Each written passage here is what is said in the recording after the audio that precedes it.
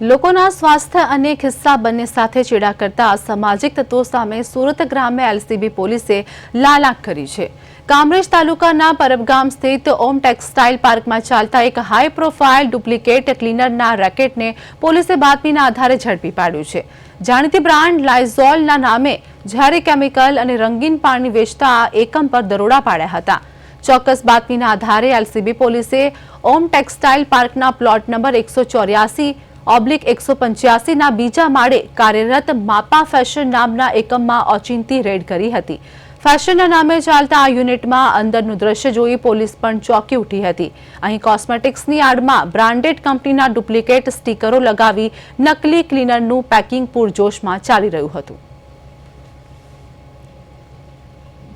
સુરત ગ્રામ્ય જિલ્લા એલસીબીને માહિતી મળે કે પરબ ગામની સીમમાં ઓમ ઇન્ડસ્ટ્રી આવેલી છે અને એમાં માપા ફેશન કંપની નામની એક કંપની આવેલી છે, જેના માલિક છે મોનિલ સંજયભાઈ ડોડિયા।